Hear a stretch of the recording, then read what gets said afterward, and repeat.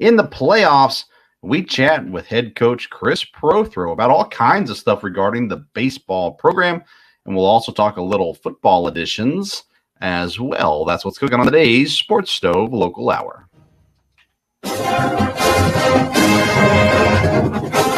McKinney looks, sets it a pocket, throws, open receiver, touchdown! Colonels, we're not done yet! Our identity is we're going to press for 40 minutes, we're going to play up-tempo, we're going to play with unbelievable passion, and then our brand is the most exciting 40 minutes in sports.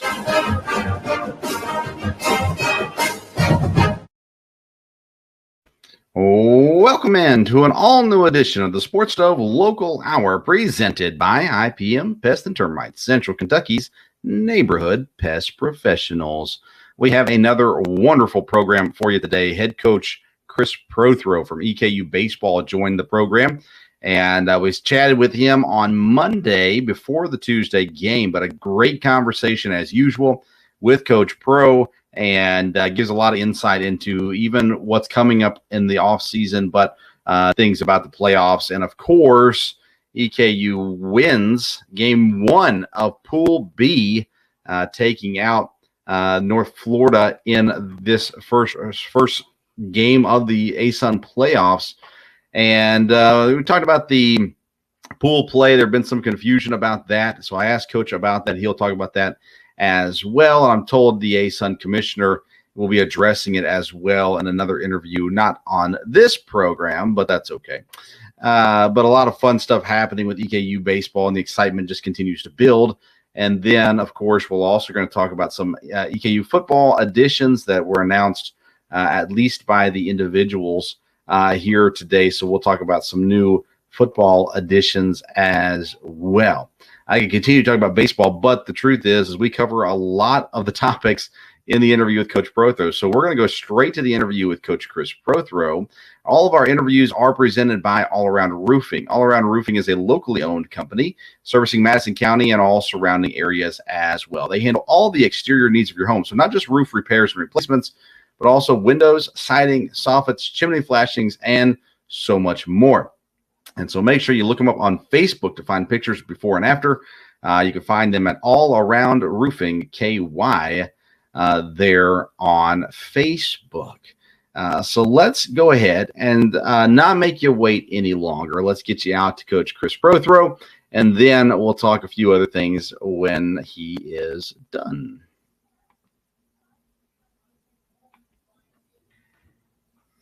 We are joined now by the one and only EKU baseball coach, Chris Prothro. Coach, congratulations on a great regular season. I know you're not done yet, but are you able to enjoy the accomplishments of the regular season? 100%. We've talked to our players about it really over the last couple of weeks, and part of that was to get them to understand, or to at least try to relieve any pressure that they were feeling to, finish the deal with, whether when it was winning at, a share of the West Division like we ended up doing, or, making it to the postseason, all the things that go along with it. And then also talking to the guys, it's so often, it happens all the time, right? You wait until something's over, or you wait until almost something bad happens, or to there's something that's final, to tell someone you appreciate them, to tell them how you feel about them, to tell them how proud of them you are. And we chose not to wait. And so these guys have known, I hope, for the last couple of weeks, how much we have appreciated their efforts over the course of not just the season. They've been here with us since August. So we really wanted to make sure that the work that they have put in, the time that they have spent, how they've represented us both on the field, off the field, in the classroom, all of that stuff has been very, very, very much appreciated, not just by me as the head coach, because who cares, by our entire coaching staff. I think our administration, I think people on campus, our president, Dr. McFadden, and then people in town, that you would have to think people in town in Richmond and the surrounding areas were appreciative as well, because the crowds were really good when they were watching them play there at the end of the year. So, yeah, the short answer, I guess, is yes. We've been able to enjoy it. Obviously, yeah, there's still work to be done. We want to win every game we play, so we've got games left. We want to win them. But, it has been a really good year. Yeah, I mean, projected eighth in the conference. You get a share of the West Conference, West Division title. You get put into pool play now. I saw one person on Twitter, they're like, the sixth seed, does the sixth seed matter? Is that disrespectful? Do you guys see that as disrespectful in any way? No, I don't think we care. It was the way it was set up at the beginning of the year is what we're trying to do as a conference is try to put our league in position to where it could be a multiple bid league to the true postseason, the NCAA tournament, once regional play starts. And so with that, there's a lot of ties in our tournament to what your RPI is. And so if we were able to, not Jacksonville State, Lipscomb had us tiebreaker wise. So even though we want to share the West, we were not able to take the one seed out of the West, I guess is the best way to say it. So then it reverted back to our RPI. So really and truly, once we didn't, win it outright, I guess is the best way to say it, due to a tiebreaker situation, it didn't matter, because our RPI was in a situation because we've lost a few games that we needed to win to be able to put our RPI in a situation where we'd be an at-large type team or be in the right pool as far as the RPI is concerned. That it could be 5, it could be 6, it could be 7, it could be 8, and it could be 24. It doesn't matter. It's just you got a game in front of you need to win it. Now, I was talking to Raga, Christian's daughter, last week on the show and asked her this question about golf. But did you guys feel any weight, any burden about being in a new conference and trying to establish the program in the ASUN conference this year? No, we want to represent EKU and the athletic department the best we can, whether we were still in the Ohio Valley, which is a very good conference, or we're in the ASUN now, it's a very good league, or if we were to end up somewhere else in the future. And that's not me foreshadowing anything. That's just me saying that, if we're playing, we're trying to do it right. And for us to do it right, that means to give ourselves a chance to win. It guarantees you nothing because the teams that we play, no matter what league you're in Division I baseball, there's no gimmies anywhere anymore because coaches are working, administrations are supporting, and players are good. And so, maybe our players did that. I guess could be considered from an RPI perspective or some of the programs that are in our league. It could be considered a step up. It's certainly competitive. And that's 1 through, I think there's 12 teams in our league right now, 1 through 12. It's super competitive. And so our guys want to see what they stack up, how they stack up against good programs. And so we had plenty of opportunities to see what that looked like this year. And, I think we held our own. Yeah, you definitely did. You lead the ASUN in 6 different categories, walks drawn, home runs. The 2 categories. And then you're 4th on-base percentage, 4th in runs, and 5th in slugging percentage and doubles. That's all according to EKUsports.com there as well. So you guys have made your mark so far. Guys that we talked about at the beginning of the season definitely stepped up and kind of fulfilled that expectation. Thinking of Will King, Will Bryan, definitely stepped up. Both of them played phenomenal seasons, but it seemed like every 3 games or so, there was a guy that maybe we on the outside didn't know as well. And all of a sudden his name popped up. He had a phenomenal game. And it's just like somebody different every, 3 or 4 games. There's just somebody new stepping up and doing something spectacular, which I think says a lot about the depth that you guys built this year and have. How important has that depth played for you guys as the season went on and now that you go into tournament time? Yeah, so I think you and I have talked about this before, that we had a roster full of guys that were talented enough, good enough, if that's what you want to say, certainly deserving to play. And so what's unfortunate is that there's only so many spots, right? There's only one guy that pitches at a time. And then, there's eight spots on the field, and then there's another spot at DH. So, you've got 9 really position players or hitters. They get a chance to play each day and one pitcher at a time. And, certainly we have more than that on the team. And so, there's a handful of guys offensively, position player wise, and then, probably 3 or 4 pitchers as well that they didn't pitch or play as much as they want to. And It really is. And no disrespect or harm intended to any team that I've been a part of before. But it has to be, this group has to be one of the most unselfish group of people that I've ever been around. I think, we had a bunch of guys that wanted to play more. That's why they came here, is to play. But, they found themselves not playing as much as they wanted to. And, I've been there before. You get around head coaches sometimes that are really hard on guys when they don't handle sitting on the bench real well. And so I've been there. I've sat on the bench. I was not a great player for the entirety of my career, but for sure there were parts of times that I wasn't good enough to play. And so I remember what it was like to not do that. And I remember there are days that I could have handled it better. And so we just talked to these guys about, you want to play? Of course you do. We want every single one of these guys to play. But what we don't want is, we don't want guys that they're not playing affects the guys who are, whether that's from a negative body language or attitude or how they go about their business every single day. And unless I'm missing something, our guys were listening to us tell them that. And so you had guys not playing pulling for other players on our team and giving them energy and wanting them to do well, which allowed some of our guys to play well. And then you had, 2 or 3 guys there at the end of the season that hadn't played in a long time that were able to come off the bench and help us win a game late.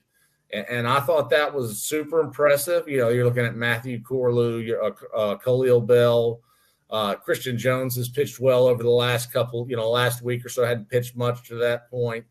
And it's a credit to them. They really, I've said it consistently, and I'll say it again today. I think we've asked them to do that stuff, but I think they showed up like that. I really do. I think it's, the families that they came from and how they were raised and brought up and what they were exposed to as they continue to grow and mature as young men, the programs they came from before they got to us, and then just kind of what they're made of. We certainly take no credit for it, other than we take credit for asking them to be here, right? Recruiting them to show up. But outside of that, it's a special group, and we kind of had a feel for that pretty early on in the process, just watching these guys interact with each other and how they go about their business. Yeah, it kind of leads into my next question, and that is the buy-in. You've been here 2 seasons. There's a lot of turnover from last year to this year. Do you feel like you're able, and your staff, or you guys feel like you've got the buy-in now from the players?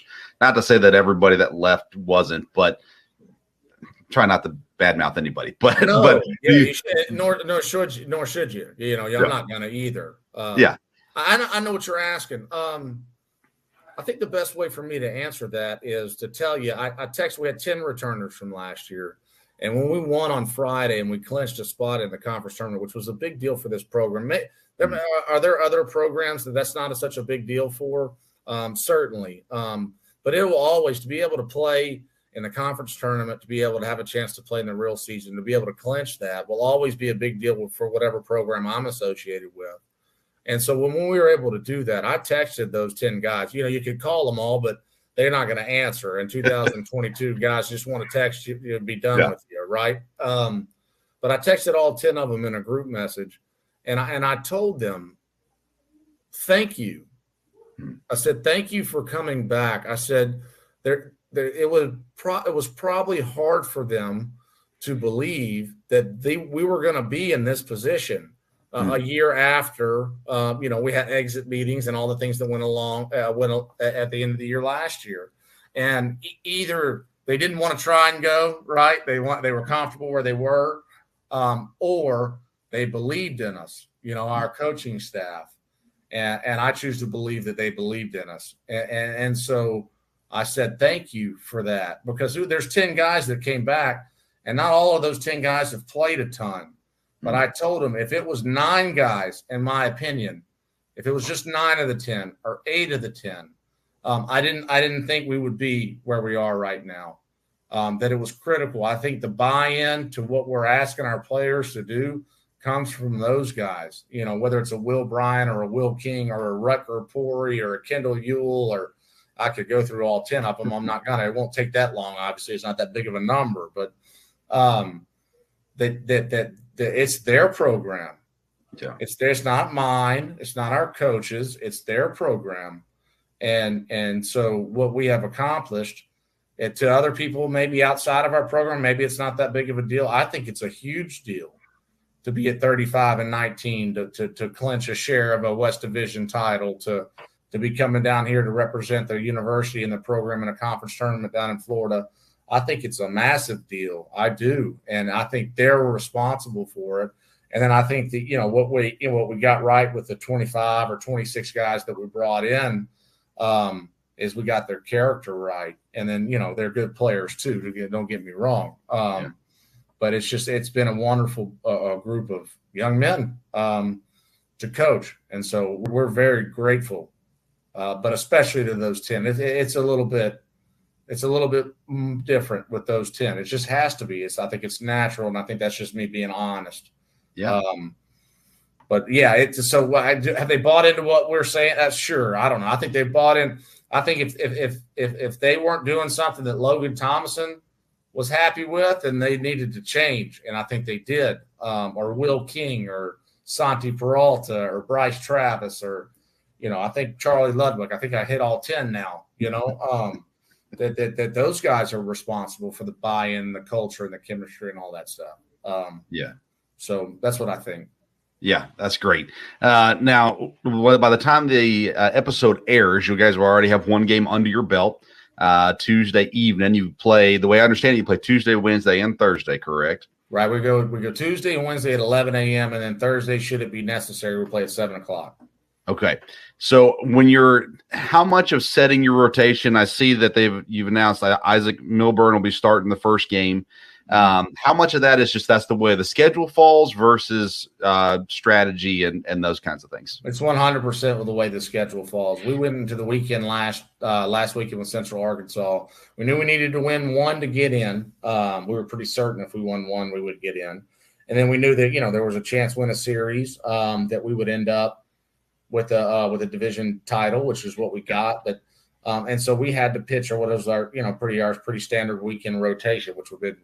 Yeah, we just put Ryan Yates on the front end because of weather and stuff, the way it worked out. He pitched on Thursday instead of Sunday.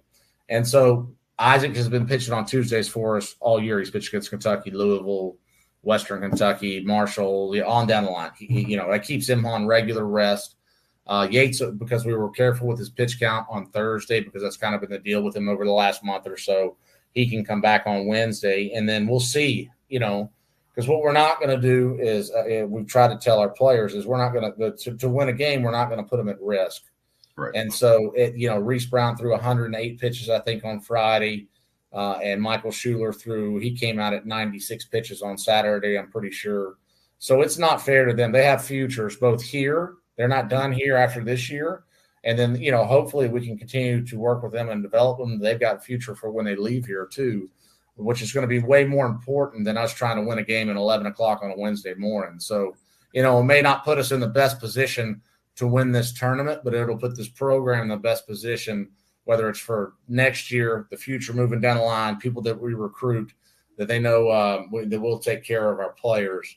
And so we just need, Isaac needs to pitch well, and then Yates needs to pitch well, and then we got 11 guys out of the bullpen that need to pitch well, and we need to play well position player-wise, and then we'll be fine. And then we'll have those guys. They'll be on regular rest. Should we still be in the tournament towards the end of the week? Is there any excitement about playing teams you haven't played before? It's amazing. You get through the whole conference schedule, but North Florida is a team that you guys have never, according to EKU's website, never played before in program history. Of course, Jacksonville State, there's been a lot of history with them. Right. And then Jacksonville, just a little bit of history there, not a whole lot with them either. So kind of some new faces here, especially on Tuesday. Yeah, sure. I think our players, they don't know what happened in 2018, let alone 20 years ago or whatever. I know that in our career, and I say myself and Walt, we're kind of the old heads. I'm 40 and Walt's 37. I think we're not that old, but we're older than the rest of the guys on our staff. We're familiar and have been, whether it's from recruiting. We were at Nicholls State University together as assistants back in 2015. We played a really good North Florida team.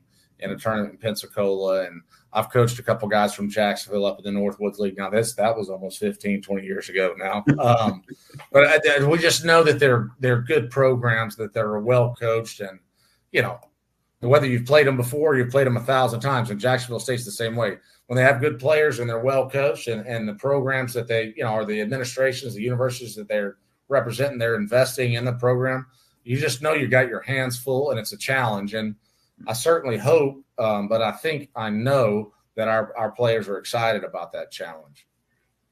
Man, the show you guys have put on this year offensively have been some huge nights. Pitching some huge nights, defensively some great stuff as well. It's so exciting to see where the program is currently, and I know it's not over yet. But again, congratulations on a great regular season, and good luck moving forward. We're excited to continue to cheer you on from a distance. I'd love to be in Florida to cheer you on, but cheer you on from a distance, and looking forward to seeing what's ahead, not just this year, but honestly in the years ahead as well. It's exciting to see the direction the program is headed. It seems to be in great hands with you, Coach, and your staff as well. So congratulations and good luck. Thank you. Yeah, and I have to say the reason why the future is bright is it's directly tied. It starts at the top, and I'm not talking about myself. I'm saying Dr. McFadden, the way he supports our athletic department in general, and then baseball specifically, our director of athletics, Matt Roan, our sport administrator, Corey Neal, Kevin Britton with the sports information, Rachel Sloan, our senior women administrator, Lindsay McCaskill's in there, Kirk Motes, Dusty Ryden, our business manager. It is an exciting time to be a part of EKU athletics and the university as a whole. And so we need to make sure that this is a program that has the right trajectory, that you can see that the needle's moving the right way. I think that we've done that, but we certainly haven't done it on our own. And we certainly are aware that that's the responsibility, that we need to do that. So we're grateful to be here. Thank you for your kind words. Thank you for having us all year. I know you had a couple guys on, and usually they play pretty well when you have them on. So let's get that teed up for next year for sure. Yes, sir. And yeah, it's been great. Hopefully we can finish this thing well and finish it right, and we'll just keep right on moving around to keep getting it better. Yes, sir. Try to enjoy that sunshine in Florida. Oh yeah, it's sunny. I can tell you that much. I need to put some sunscreen on for tomorrow. I promise you that. All right, this has been Coach Prothrow. Thanks again, Coach. All right, thanks, Vince. Appreciate it.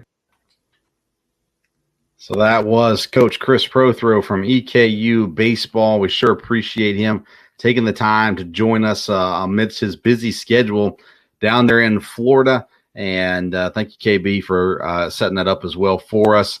Again, they win 5-3 against North Florida. Vladimir Severino gets the win, his second of the season. Will Bryan gets his 15th save of the season. RBIs by Kendall Ewell, Logan Thomas, and Connor Davis. 2 RBIs for Will King in the game as well. And like you said, Wednesday, 11 o'clock will be first pitch against Jacksonville State. And then Thursday, they'll face off against Jacksonville. A couple of awards already. First team All-Sun, 3 players made it. Kendall Ewell, Will King, Will Bryan. All of them have been guests on this show. Make sure you look back throughout the episodes and take a listen to those interviews. And then Kendall Ewell also made the semifinals for the Golden Spike Award. Only 31 players are in the running for this nationwide award. Kendall Ewell made the final 31, and you go on social media, EKU Baseball, you'll find a place where you can vote for Kendall Ewell to win that award as well. They out-hit North Florida in the game Tuesday, by the way, 13-5. They were hitting the ball well all game long. And able to get win number 1. Now it's time to go get win number 2 against Jacksonville State from there. We're going to have a quick commercial break. When we come back, we're going to talk some football editions right after the word from our sponsors. With over 20 years of experience, Matt Schaefer and the good folks at locally owned IPM Pest and Termite provides pest control service for all of Central Kentucky's pest control needs. Whether you have a current pest control problem or want to prevent infestation from ever entering your home, IPM Pest and Termite offers maintenance programs that will help keep pests out of your home and provide peace of mind. So for dependable, reliable services that you can count on, get in touch with our good friend Matt Schaefer and IPM Pest and Termite today at myipm.com. That's myipm.com. Does the exterior of your home need a facelift? All Around Roofing has you covered. All Around Roofing is a veteran-owned company servicing Madison County and all of Central Kentucky. From roof repairs and replacements to gutters, siding, windows, soffits, chimney flashings, and more. All Around Roofing provides quality work and friendly service that will leave your house looking great. Call today at 859-489-5179 to get a free quote. That is 859-489-5179. We can handle your all-around exterior needs at All Around Roofing. Welcome back into the Sports Stove Local Hour presented by IPM Pest and Termite, Central Kentucky's neighborhood pest professionals. Couple of additions to the EKU football team as we head into summer. Of course, we lost a couple guys there late spring into the school year. And so we knew that Coach Wells and the staff would be out trying to add. Now, not all of these names have been announced by the school yet, but these have all been announced through social media, and these players' individual social media accounts have made these announcements, just to clarify that. Lost 2 defensive backs to the transfer portal late spring. Well, they add 4, according to social media, defensive backs as well. Jordan Marshall comes in from Ball State. Tyrick Henderson, a free safety from Iowa Western Community College. Adrian Taffe, I'm not sure how you say that. He was at Rutgers, did not play any games at Rutgers, but finished his freshman year there at Rutgers. And then Jet Hendricks, a safety from Tulsa, coming in as well. Saw very little time there at Tulsa, and so looking for a place that he can come and play. And, of course, Joseph Sales has been injured this spring. Should be fine, I believe, come football season. But nonetheless, so new defensive backs joining the Colonels should be here and ready for the fall, should come in this summer. So, again, Jordan Marshall from Ball State, Tyrick Henderson from Iowa Western, Adrian Taffe from Rutgers, and Jet Hendricks from Tulsa. And then they also announced a tight end, Joseph Sewell from Middle Tennessee State, coming over as well to join a very solid tight end room here at EKU, but there is always room for competition. And as the Colonels look to build some consistency, continue to build some consistency here coming into the football season. All right. That's all we got for today. A little shorter episode on this time around, but we'll keep you up to date on baseball, and looking forward to chatting with Coach Pro and some of the players once the season concludes, which we hope is no time too soon. So there you go. More than likely, no local hour next week. Some schedule things with the holiday on Monday and things like that could very well hinder a new recording. So probably no local hour next week. Friday's show. So again, the Sports Stove podcast is a 3-episode-a-week program. Mondays and Fridays, general sports talk. Wednesdays is the local hour, talking EKU. So on my Friday episode this week, we have Indiana head football coach Tom Allen joins the program. He's been on a couple of times before. We have a really good conversation. We get into the NIL stuff with him a little bit. So that's a good conversation, and hope that you'll tune in on Friday. Again, you can get that wherever you're listening to this right now, YouTube, Belly Up TV, or wherever you get your podcasts is all available as well. Follow us on social media at Sports Stove on Twitter and Instagram, and come out and see us sometime. We'll be at different events here, and we're planning on this fall doing a live tailgate show every Saturday of home games at EKU. Will be out in the tailgate area, and with guest interviews and friendly competitions and things like that as well. So make plans now to come by and see us at the Sports Stove Tailgate Show. Thank you to IPM Pest and Termite and All Around Roofing, two companies that I have used, both of them, and strongly recommend both of them as well. So go to myipm.com to find more information about IPM Pest and Termite, or for All Around Roofing, you can go to Facebook, All Around Roofing KY, and that will get you all the information you need for All Around Roofing as well. So thank you for your support of the show. Thank you to Coach Prothrow again for taking the time to chat with us here this week as well. And good luck moving forward to EKU baseball. Thank you for tuning in to this episode of the Sports Stove Local Hour. Until next time, we'll see you around the Sports Stove. McKinney looks, sets to the pocket, throws, open receiver, touchdown! Colonels, we're not done yet! Our identity is we're going to press for 40 minutes. We're going to play up-tempo. We're going to play with unbelievable passion. And then our brand is the most exciting 40 minutes in sports.